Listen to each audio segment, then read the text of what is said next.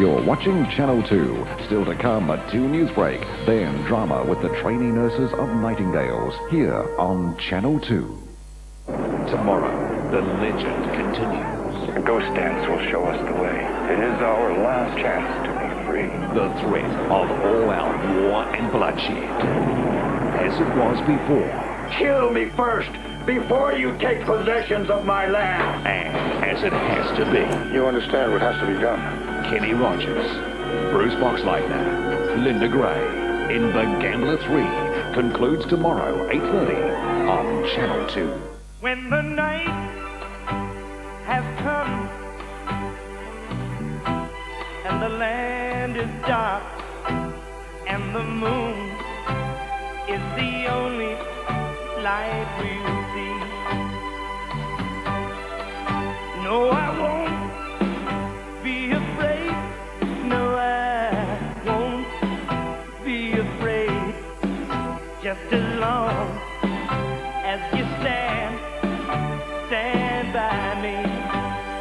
Now come on, won't you stand by me? Oh, no, stand by me. Just as long as you stand by me. Steinlager 2. Stand by the boat. We are. Hello and welcome to Paper and Paint, where you're treated to real service and selection. See what I mean? Enjoy the relaxed surroundings, where you can choose from literally hundreds of paints and paper by the mile. Qualified consultants offer friendly personal advice. And did I mention coffee? Plus, you'll share in genuine weekly specials. It's all here at Paper and Paint on the Blenheim Annex Road corner.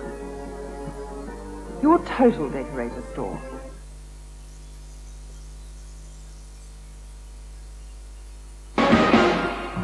Good evening. The country's courts have come under attack after today's arrest of 20-year-old Brent Walker in the Mackenzie country.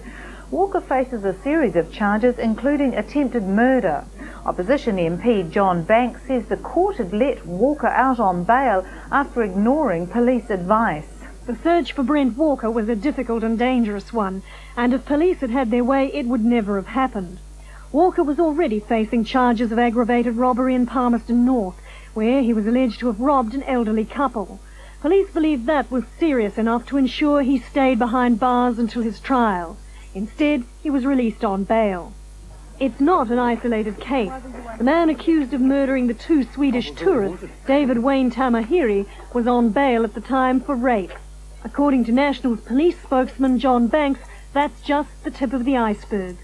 The police are opposing bail strongly, and silly judges with little common sense are giving these people bail to continue their reign of terror.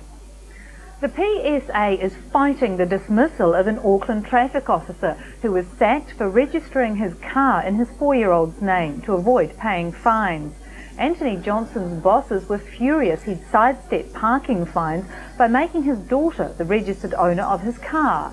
An internal inquiry was launched in November, and Mr. Johnson has been told he no longer has a job.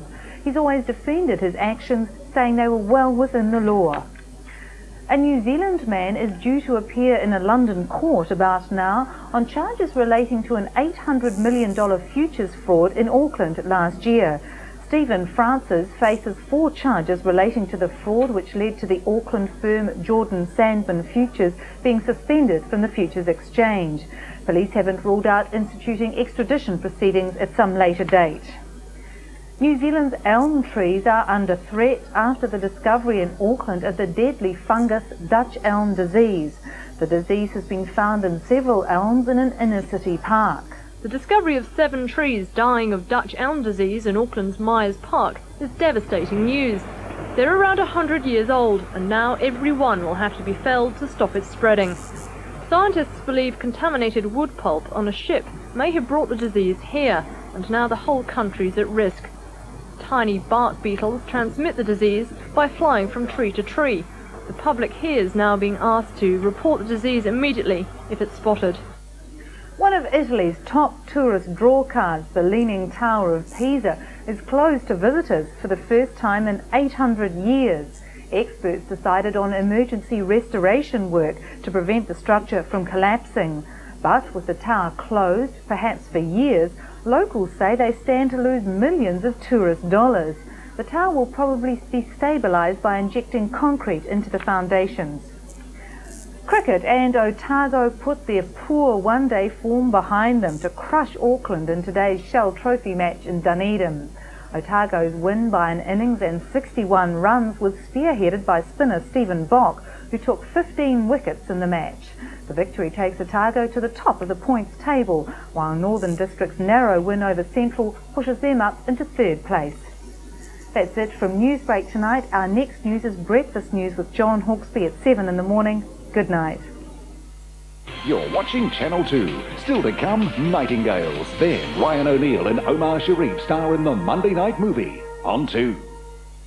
Monday, from New Zealand's #1 favourite family drama, The Flying Doctors, set in the outback of Australia and full of life's adventures. Or the best in British comedy, Fawlty Towers, offering accommodation at its funniest, starring John Cleese in his element, up to his neck in it. And the last bastion of the French resistance, the hilarious Allo. They're in occupied France and winning the war against all odds. For real choice, Television 1 and Channel 2.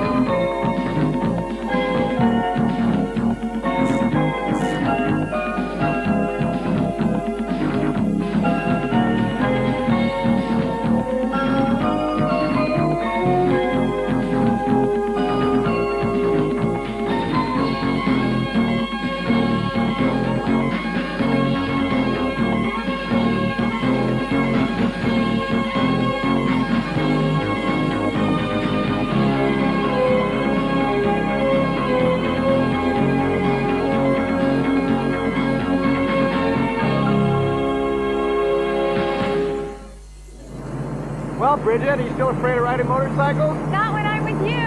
Does that mean you trust me? It must. I thought you said you knew a shortcut. This is a short